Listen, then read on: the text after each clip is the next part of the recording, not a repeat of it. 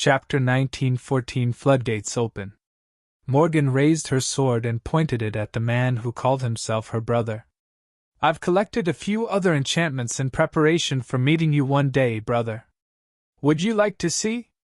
Slowly, a dangerous light ignited in his mirror, like eyes, and his thin lips twisted into a cold smile. "Sure, why not? I do wonder how long your essence will last. If I cut off both of your arms this time, would you have to spend more?" "No, actually, I think I'll take your eyes. I remember losing one to your blade once, so it will only be fair." Morgan pierced him with a burning gaze, wishing that she could destroy this monster here and now. Then, she gritted her teeth and called upon another enchantment. There were all kinds of memories in the world, and Morgan's ascended ability allowed her to assimilate their enchantments into her body. There were limits to that power, of course, and a price that had to be paid for using it.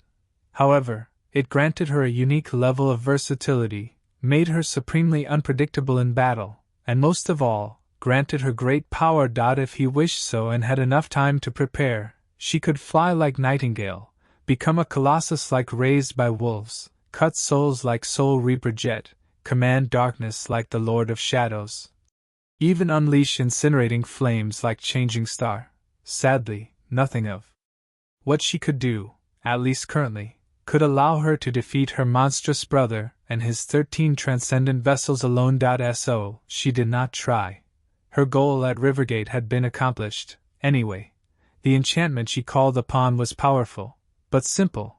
It allowed her to travel across great distances in an instant, as long as she had established an anchor point in advance. Morgan had placed an enchanted anchor on the shore of the river while traveling to Rivergate from Bastion, and now it was as if she was being pulled back to it by a force overwhelming enough to pierce space itself. As Mordred and his vessels readied themselves to repel Morgan's trump-card attack, she simply vanished into thin air, leaving no trace behind. Mordred froze for a moment, staring at where his sister had been a split second ago in disbelief. His gaze became unfocused for a moment, traveling across the myriad reflections in the vast area around Rivergate. Morgan was nowhere to be found. Suddenly, a wry chuckle escaped from his lips, and he threw an amused look north. His eyes glistened with dark, mad killing intent. "I'll see you in Bastion, then." A moment later, Morgan found herself on the shore of the river, flying through the air at terrible speed. She hit the ground roughly and rolled several times, smashing a couple of boulders into dust with her steel body. Eventually, she came to a halt in a cloud of dust, just a few meters from the edge of the water. It was a less than graceful entrance, to say the least. Grimacing in annoyance, she flipped onto her back and slowly sat up. The desolate ruins of Rivergate were gone, replaced by the picturesque view of the Sword Domain's heartland. The clear water of the river glistened in the golden light of dawn, and ancient trees swayed in the light breeze, their emerald leaves rustling like a seed. Of course, there were all kinds of horrors hiding beneath the surface of the water, and the tall trees could pull you under the ground with their roots to serve as nourishment for the rustling leaves. The dream realm could often be beautiful, but it was never kind. Today, however, everything was peaceful and quiet, as if the river and the forest were afraid to make a sound, and for a good reason. There was a majestic dragon laying on the shore of the river, his midnight blue scale almost turning black in the sunlight. A woman with icy blue eyes was leaning on his side, emanating a feeling of chilling cold. Another woman, this one seemingly cast of polished steel, was gnawing on a bone of a slain abomination near a fire nearby. 2 great shadows were hiding under the water, and a young man in a suit of damaged armor was sitting on the shore, staring into the water with a bleak expression. As she appeared, everyone turned in her direction. They were battered and bloodied, but alive. The young man was the first one to speak. "Lady Morgan! You have survived." She spared him a short glance, then turned away. "It's quite insulting to see you acting so surprised, Lord Ether." "Of course I did." Morgan couldn't help but treat the young man coldly. Ether used to be one of the most promising young saints of the House of Night, when it still existed. He was strong, talented, valiant, and excellent in all regards. In fact, back when Clan Valor had been in talks with the House of Night to forge an alliance through marriage, it was Saint Ether who was supposed to become her fiancé. The negotiations had fallen through, of course, and although Morgan knew that it was for a political reason, she couldn't help but feel personally slighted by the man. Which was ironic, honestly, considering that she had not really wanted negotiations to succeed, feeling ambivalent about the whole affair. Still, look who crawled back to beg me for help after rejecting me so firmly. Of course, she did not let these childish thoughts show on her face. At that moment, the surface of the water broke, and the head of an enormous sea serpent rose above the water, looking at her with two giant indigo eyes. Saint Neve assumed his human form and walked onto the shore, looking slightly worse for wear after the tough battle. He gave her a bow. Lady Morgan. The older Nightwalker hesitated for a few moments, and then shook his head. It is good that you are unharmed. However, the enemy. I simply can't understand how an individual can be that strong. What kind of monster has your clan created? She gave him a bleak look. First of all, it wasn't us who created him. If anything, my clan had been protecting the world from that thing for many years. Secondly, he is that strong because he is the first human in the history of our world who has attained a divine aspect. Yes, those do exist. But actually, we are in luck. Neve scowled. You call that luck? Morgan let out a tired sigh and smiled at him. Unlike Ether, she quite liked Saint Neve. That was because she had met his daughter briefly while arranging for the survivors of the House of Night to be taken care of, and the little girl was positively sweet. Indeed. Because what you have witnessed at Rivergate is merely half of that monster's strength. He did not even bring out his reflections. Given the circumstances, we might very well assume that he is unable to do so at the moment, for whatever reason. So yes. Count yourself lucky. The dragon raised its head and looked at her, which made Morgan shiver. A moment later, a deep, melodious voice resounded in her ears. We lost Rivergate. What now? Morgan hesitated for a few moments. She could evacuate the modest town that had grown around the citadel of House Dagonet, but there were tens of millions of people living in Bastion. They would not be able to flee anywhere when the war came knocking on their door. Of course. Bastion was not just any citadel, but a great one. It had a power of its own, and if she used that power well, the outcome of her battle against Mordred would be less set in stone than it seemed, at the moment. Rising to her feet, Morgan shrugged. Now we rush back to Bastion and prepare for a siege. A pale smile twisted her bloodied lips. If I can have my way, that siege is going to be a long one. Chapter 19:15 Broken Balance. A hideous abomination lunged at a screaming soldier, only to have an arrow pierce its eye and tumble to the ground. As the massive beast rolled in the red moss, another was already climbing over its dead body. Grab him! Rain took a shaky step back, necking another arrow on the string. As she strained her muscles to draw the beast of prey, two awakened warriors of the 7th Legion dashed forward, grabbed the soldier, and dragged him back toward the crumbling phalanx. The man was missing both legs and bleeding profusely, his screams drowning in the horrid cacophony of the battle. He was going to bleed to death shortly, if not for Fleur, that was, whose aspect allowed her to stem bleeding and hasten healing. The dying soldier was thrown to the ground behind the loose line of the melee vanguard, and she immediately fell to her knees next to him, reaching with both bloodied hands to treat his terrible wounds. The delicate young woman had lost her usual sweet bearance and luster, looking grim and haggard. Her beautiful silk robe was painted red by blood, and her red hair was soaked with sweat. She gritted her teeth, which made her fair face look even paler. Rain did not have time to see if her friend was doing all right. She barely managed to take aim before letting go of the string, then stumbled another step back. All around them, the expedition force of the Song army was drowning in a seemingly endless tide of abominations. There was no end to them, and the hideous corpses kept piling, forming a morbid rampart around the stubbornly resisting human legions. That rampart of bleeding flesh, at least, slowed the nightmare creatures down. The scale of the battle was inconceivable. There were countless awakened warriors, more than 1,000 masters, and 36 saints battling the frenzied hordes of nightmare creatures under the blinding radiance of the cloudy sky. The ground was quaking, the air was permeated by an unbearable stench of blood, and the abominable jungle was burning all around them, black pillars of smoke rising above the chaotic battlefield. Tamar and Ray were just ahead, holding back the flood of nightmare creatures as part of the first line.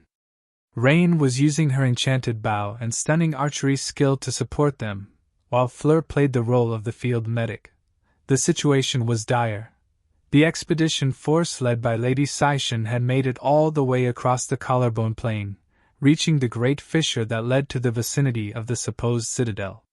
The march had been a feverish nightmare of gruesome battles and appalling bloodshed, but they had arrived at their destination with relative ease. The jungle had been pushed back and burned, its inhabitants had been obliterated.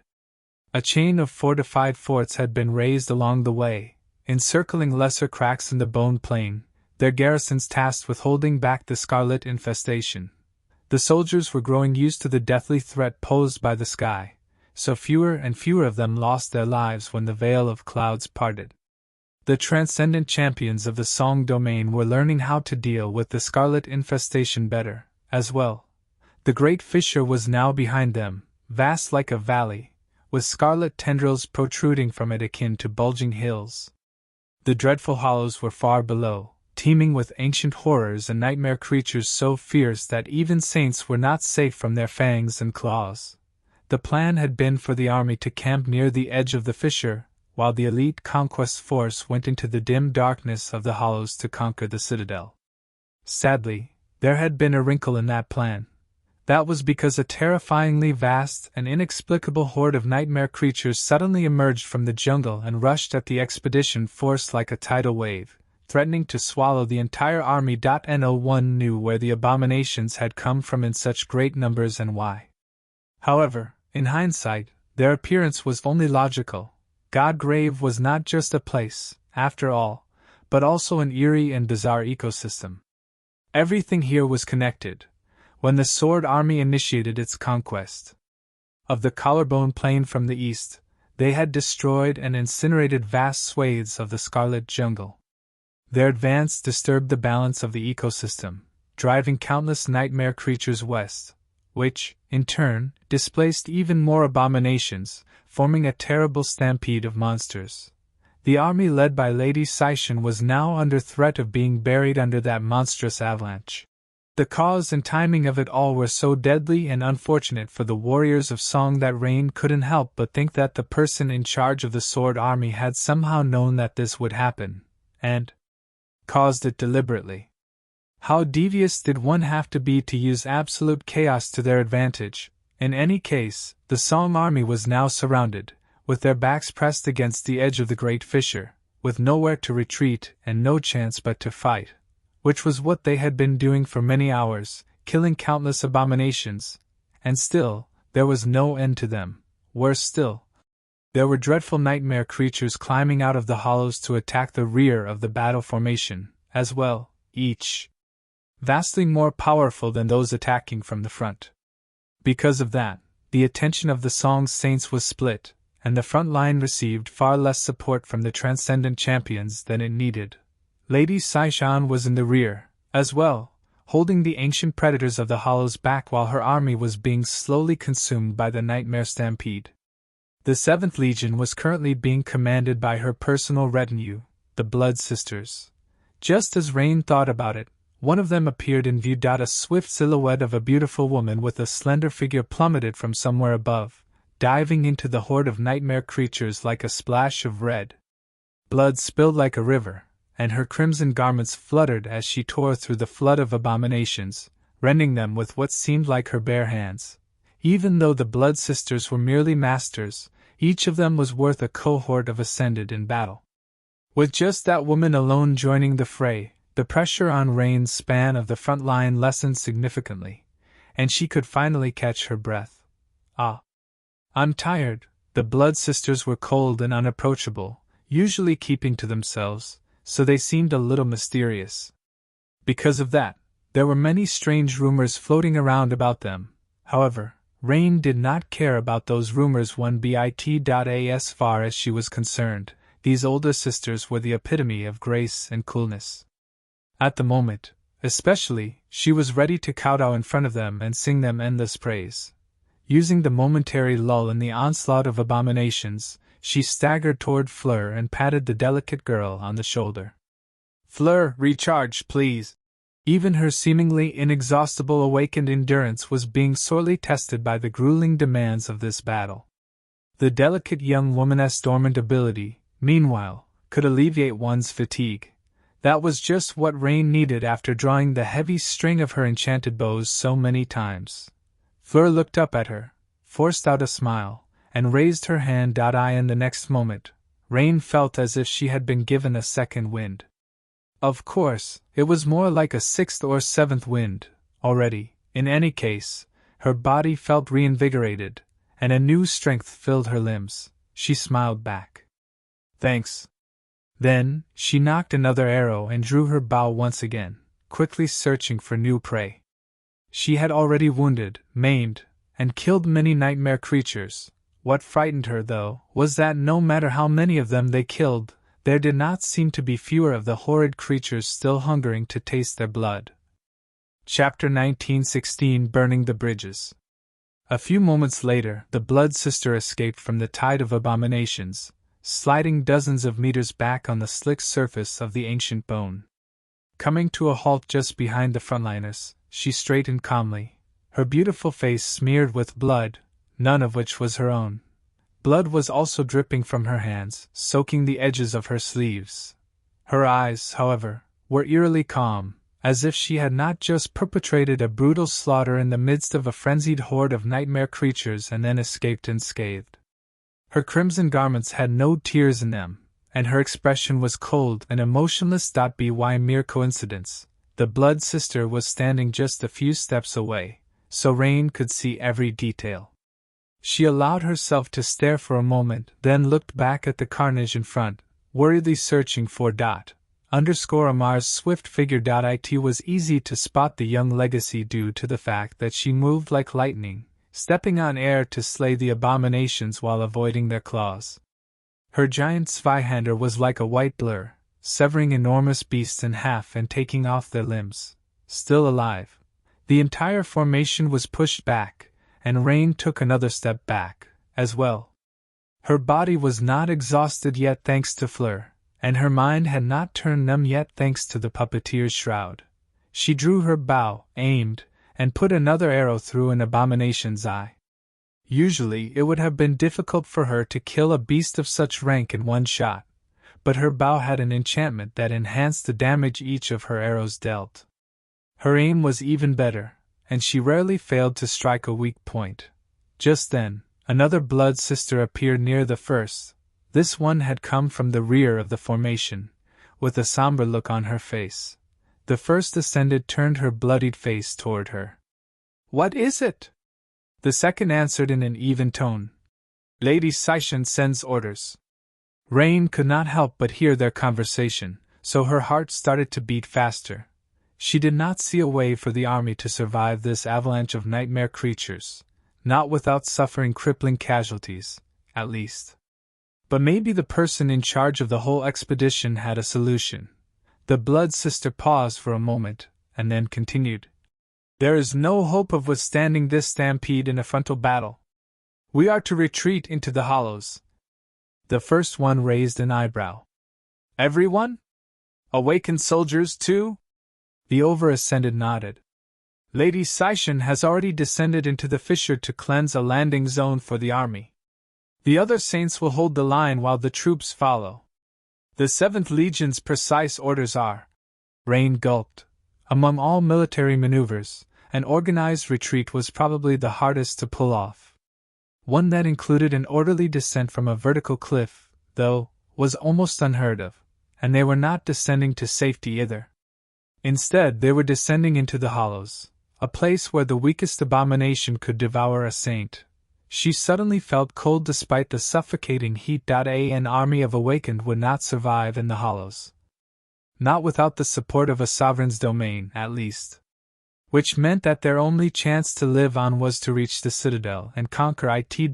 By giving such an order, Lady Sishan was basically burning the bridges behind herself. Well, it wasn't like they had a choice.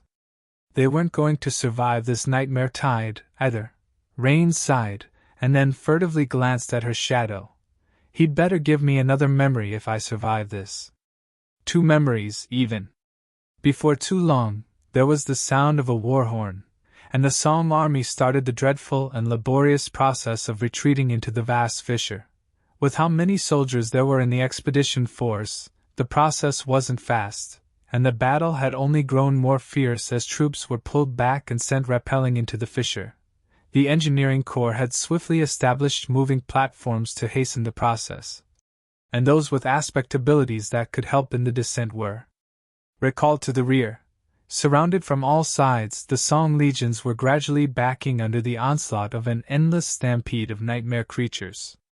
If they were too slow, they would be swallowed by the flood of abominations.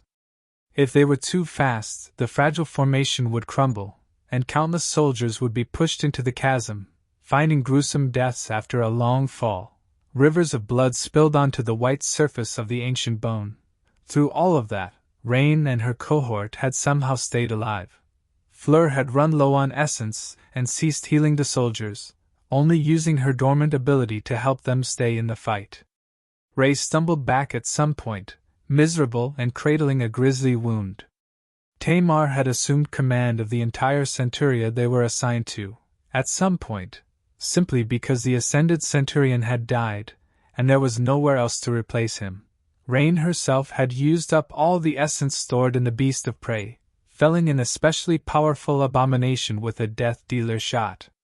By then, the front line of the legion had a few breaches in it, so she dismissed her How, manifested the mark of shadows into a serpentine black Tachi, and moved forward to join the melee fighters. She was now protecting Tamar's back as the two of them fought desperately against the frenzied nightmare creatures. Rain was controlling her soul essence with intricate finesse, which made her capable of displaying bursts of greater strength and speed than most awakened could muster while spending less essence. Her swordsmanship was precise and deadly, and her mind was in a state of clarity. That was how he was barely managing to stay alive. The 7th Legion was one of the last ones to descend into the fissure. By then, most of the awakened soldiers had already entered the hollows, and only the saints were left on the surface, defending a much narrower battlefront with all their might. Rain would have loved to observe these legendary figures unleash their powers in any other circumstances, but today, she just wanted to get away from the fury summoned by these human monsters. Could they even be called humans? From the few glimpses she had caught, saints were much closer to demigods. "Wake the hell up, Ronnie!" Tamar, covered in monster blood and pale as a ghost, pushed her onto a shaky wooden platform and then dragged Ray and Fleur to follow. Around 100 more soldiers crowded the platform, which then began to jerkily move down. The ropes creaked, and a few moments later, the surface of the white bone hid the battlefield from their view. Everyone felt tense, happy to escape from the terrible battle, but also apprehensive about the sturdiness of the platform and wary of what would happen next.